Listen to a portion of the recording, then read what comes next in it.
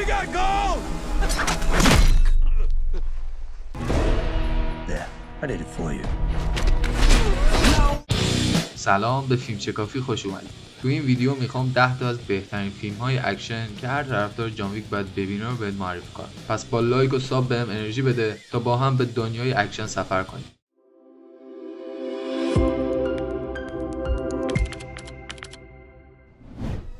You're a blessing, Mr. Clay.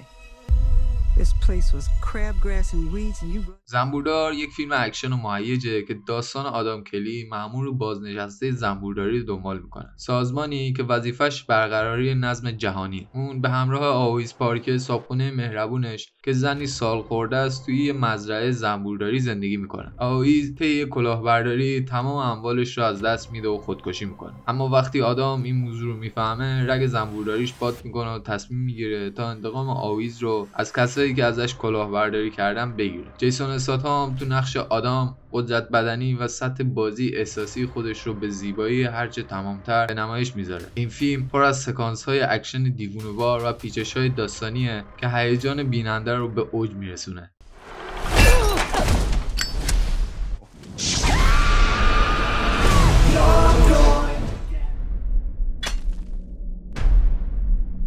فیلم سیسو یه فیلم اکشن بقاییه که تو جنگ جهانی دوم 1944 تو لاپلند فنلاند اتفاق میافته. داستان درباره آتامی کورلا، یه سرباز کهنه‌کار افسانه‌ای و جوینده طلاست که بعد ماه‌ها تلاش برای پیدا کردن طلا یک معدن از طلای خام پیدا میکنه. ولی وقتی میخواد طلاها رو به محل امنی ببره، تبدیل به هدفی برای سربازای نازی میشه و باید برای اینکه جون سالم به در ببره از مهارت‌های جنگی خودش نهایت استفاده رو بکنه. کلمه سیسو تو فرهنگ فنلاندی به معنی شکست ناپذیره که تو هیچ کجای دنیا این کلمه معنی خاصی نداره. تو این فیلم فلسفه فنلاندی رو با شخصیت اصلی این فیلم ترکیب کردن که باعث شد این فیلم تبدیل به اثری موندگار بشه. اگه از اکشن های معمولی خسته شدی، سیسو تجربه متفاوت و خشنه که نباید ازش بگذری.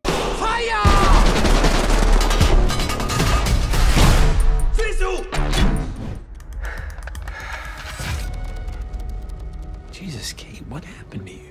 فیلم که یه فیلم اکشن جناییه که تو شهر توکیو ژاپن اتفاق میافته. درباره زنی به نام کیت که دنبال انتقام از عاملین مسمومیتشه. داستان فیلم از جایی شروع میشه که کیت یه آدمکش فوق حرفه‌ای تو آخرین مأموریتش تصمیم میگیره تا بعد از این مأموریت خودشو بازنشسته کنه. ولی درست تو همون شب توسط یه فرد ناشناس با یه ماده سمی مسموم میشه و فقط 24 ساعت فرصت زندگی داره. کیت که مسموم شده با بدنی که در حال متلاشی شدن و درد زیادیه، تصمیم میگیره تا قبل مرگش از کسایی که این بلا رو سرش آوردن انتقام بگیره. مری وینستد بازیگر نقش که بیشتر سکانس‌های اکشن رو خودش اجرا کرده تا مبارزه‌های این فیلم به بیننده حس واقعی بودن رو منتقل کنه. اگه دنبال فیلمی هستی که با اکشن‌های خالص و خشن خودش میخکوبت کنه، این فیلم رو نباید از دست بدی.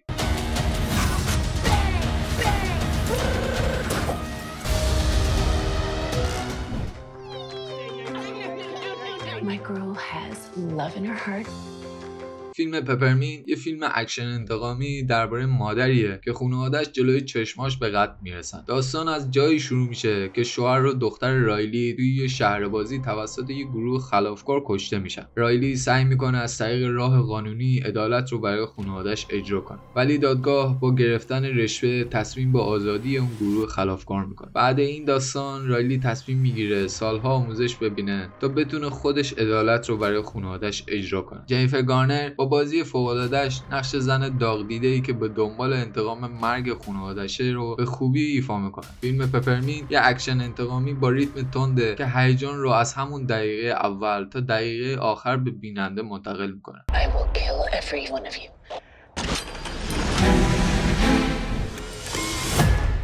I need to exchange some books.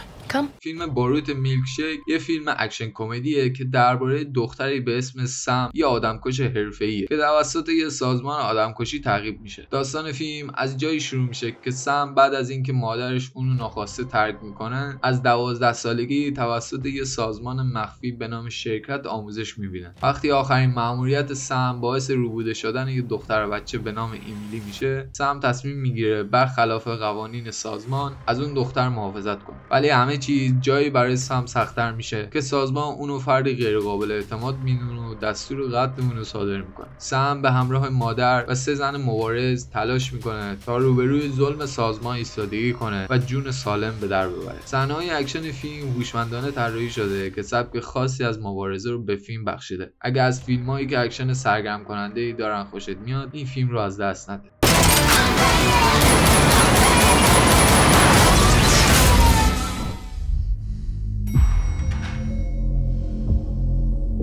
میهم یه فیلم اکشن مهیج فرانسوی به کارگردانی خاویر ینس که داستانش درباره سمی، یه مبارز و زندانی سابقه که گذشته خودش رو کنار گذاشته و شروع به زندگی جدیدی توی تایلند کرد. داستان از جایی شروع میشه که یه خلافکار محلی با اذیت و آزار دادن خانواده‌اش تلاش میکنه تا سمی رو توی مسیر خلاف و قاچاق قرار بده و از مهارت مبارزه اون به نفع خودش استفاده کنه. ولی سمیر به خاطر اذیت و آزاری که به خانواده‌اش دادن رنج برده، تصمیم میگیره تا از مهارت رزمی خودش برای نابودی و انتقام استفاده کنه. خاویر ینس کارگردان این فیلم که تجربه زیادی تو ساخت فیلم‌های اکشن خفن داشته، با این فیلم تونسته تو ژانر اکشن حسابی سر و صدا کنه. اگه فیلم‌های اکشن انتقامی برات جذابه، میهم یه فیلم تمام عیاره.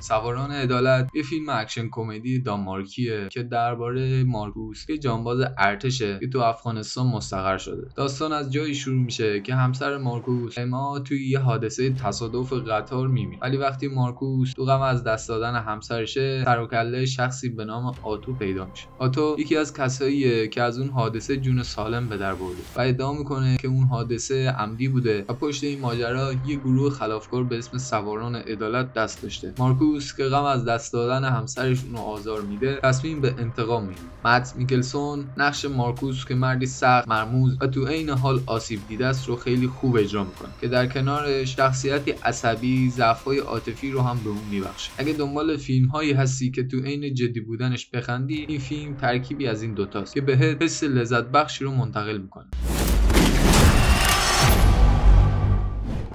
Hi. There's a gun on.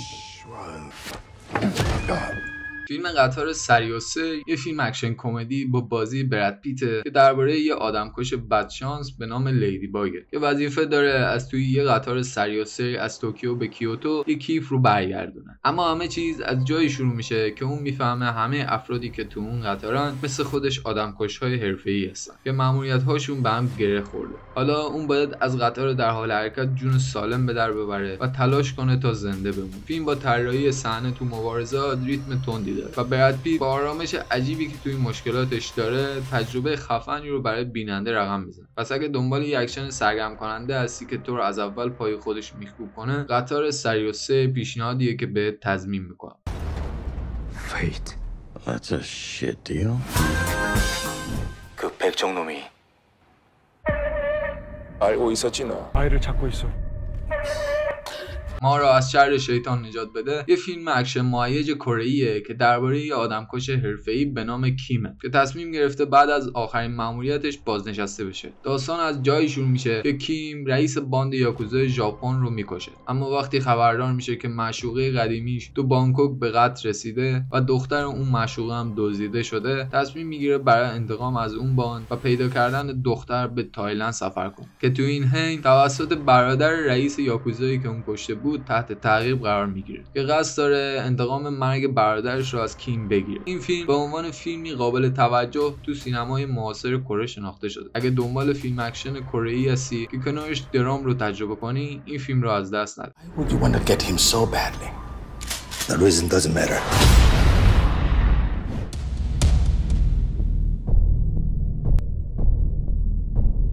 ریبورن یه فیلم اکشن رزمی ژاپنی با بازی تی ساکاگوچیه که درباره یه سرباز سابق یک سازمان مخفی آدمکشی به اسم توشیرو کورودا است. داستان از جایی شروع میشه که توشیرو شغل سابق خودش رو کنار گذاشته و زندگی جدید و آرومی رو توی یه شهر کوچیک به همراه خواهرزاده‌اش ساچی شروع کرد. وقتی که رقیب سابقش فانتوم گروهی از آدمکشا رو برای کشتن اون میفرسته، زندگی آروم توشیرو به هم میریزه. ولی اوضاع با دزدیدن ساچی وخیم‌تر میشه و توشیرو هیرو باید تلاش کنه با مهارت‌های رزمی خودش ساچی رو آزاد کنه و زندگی آرومش رو پس بگیره. ریبورن صحنه‌های مبارزه‌ای مخصوصی داره که برای این فیلم طراحی شده. این فیلم مناسب افرادیه که عاشق اکشن واقعی، مبارزه‌های سریع و بی‌وقفه هستن. پس اگه از این سبک فیلم‌ها خوشت میاد، ریبورن میخکوبت میکنه.